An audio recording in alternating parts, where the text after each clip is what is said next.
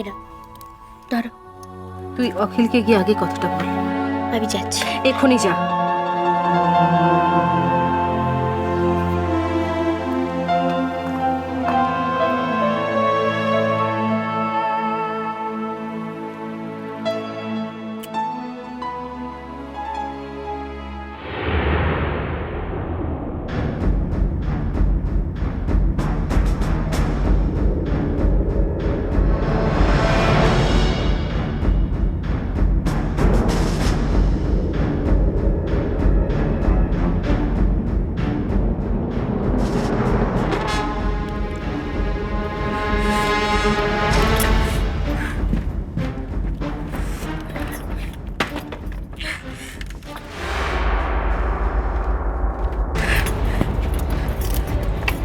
কি হয়েছে মা? তুমি কি করছো?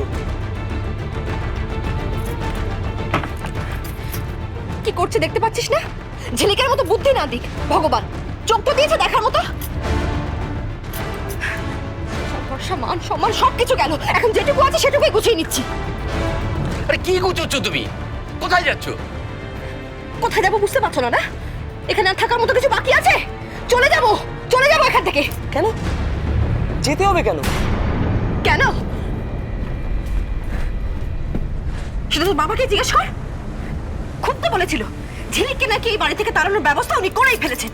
হ্যাঁ, সব ব্যবস্থা করেছো, কিন্তু ওকে তাড়ানোর নয়, আমাদের তাড়ানোর। বাহ বাহ বাহ, খুব ভালো খুব ভালো। এখন সব দোষ আমার। না, তোমার কোনো দোষ নেই, সব দোষ আমার কপালের। তোমাকে যেদিন থেকে আমি বিয়ে করেছি। এই রানী, বারবার বিয়ে খুঁড়ে দেবে না। কেন দেবো না?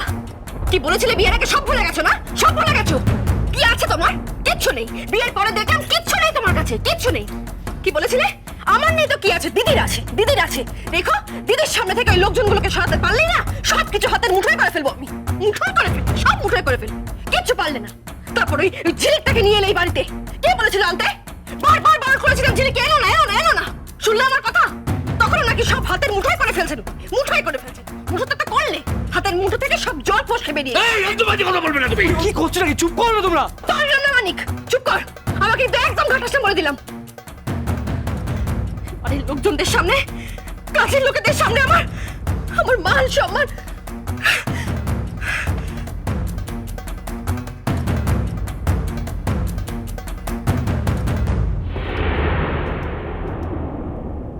মামি,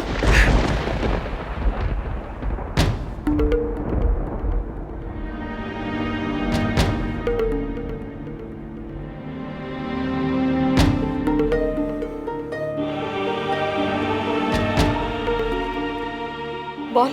তোমাকে নয়, মামাকে।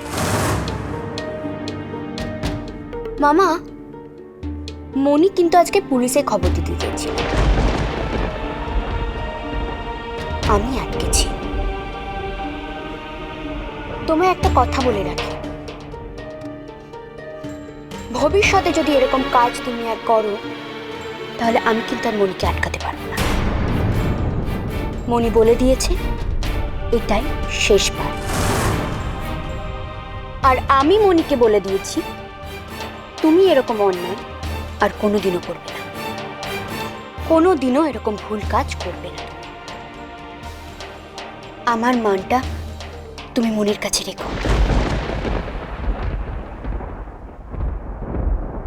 আমি চাই না তোমাদের কোনো ক্ষতি হোক। আর যদি ভবিষ্যতে এরকম ঘটনা ঘটে তাহলে সব থেকে বেশি আমি কষ্ট পাব। জানবো আমি এই বাড়িতে আসার জন্যই তোমার এত বড় ক্ষতি হয়েছে। বিশ্বাস করো মামা, আমি মন থেকে বলছি, আমি কারোর কোনোদিন কোনো ক্ষতি চাই না। ব্যাস, তোমাদের শুধু এটুকুই বলার ছিল।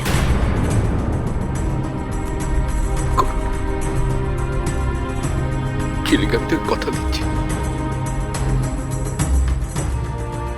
আমি আর কোনোদিন এমন করব না। কথা দিলেই হয় না মামা, কথা রাখতে হয়।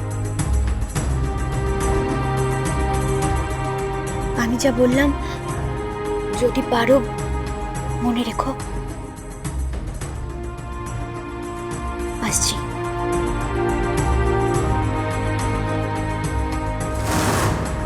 এখন তাহলে ওর দয়াতেই বাঁচতে হবে।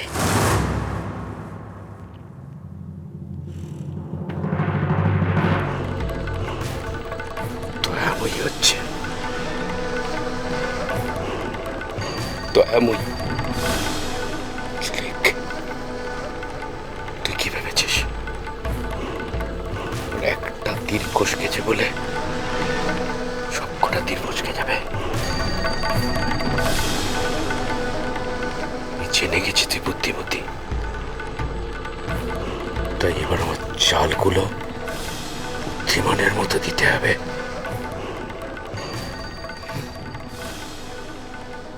আমরা তোর দয়াতে বাঁচবো না। তোকে আমি এই পথের ধুলোয় যদি না বসিয়েছি তো আমার নাম অখিল নয়, ঝিলিক। এই বাজিটা তুই জিতেছিস, কিন্তু এবার থেকে সব বাজি আমি জিতব। আমি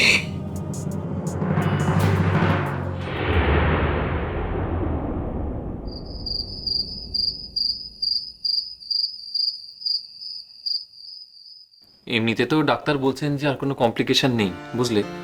তো হয়তো প্রতিমাকে আর দিন দুয়েকের মধ্যেই ছেড়ে দেবে। রাধা মাধব, তুমি আমার কথা শুনেছো রাধা মাধব?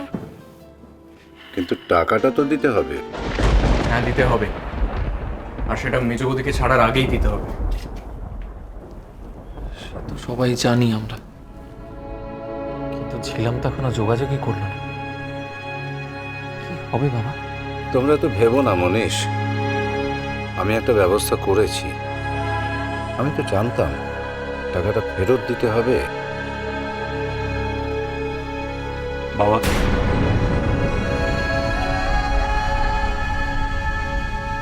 যদিও আমাকে এখানে ডাকা হয়নি, তবু আসতে বাধ্য হলাম। একটা কথা বলার আছে। বাবা, প্রতিমার অপারেশনের টাকাটা আমি দিতে চাই। কেন? কেন মানে?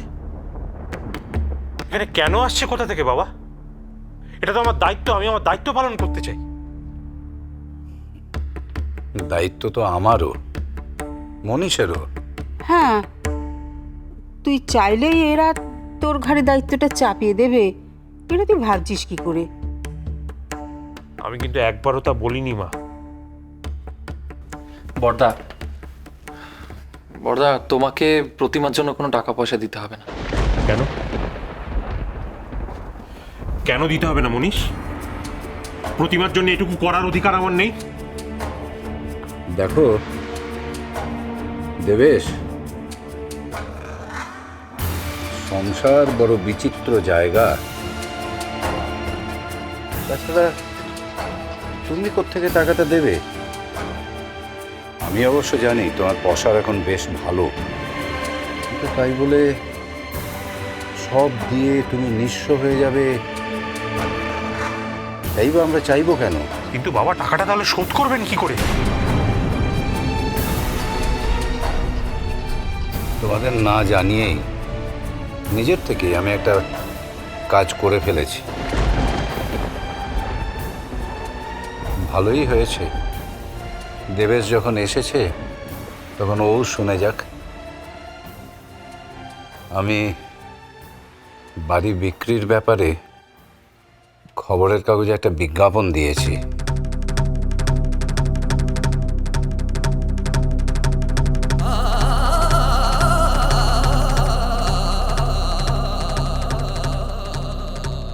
যে 2 কোটি টাকাটা তোর হাত থেকে ছিনতাই হলো, সেই 2 কোটি টাকাটা। এটা কি বলছো? ওই টাকাটা অখিল, তুই খুব ভালো করে জানিস যে নাটকটা আমি স্টেজে পছন্দ করে বাড়িতে না। আমি জানি টাকাটা তুই ছিনতাই করেছিস, যার জন্য যেদিন টাকাটা ছিনতাই হয়েছিল সেদিনই আমি তোকে বলেছিলাম টাকাটা তুই ছিনতাই করিয়েছিস কিনা। অখিল, আমি তোকে এক বিন্দু বিশ্বাস করি না। তুই যদি টাকাটা ফেরত না দিস তাহলে তুই খুব ভালো করে জানিস যে আমি তোমায়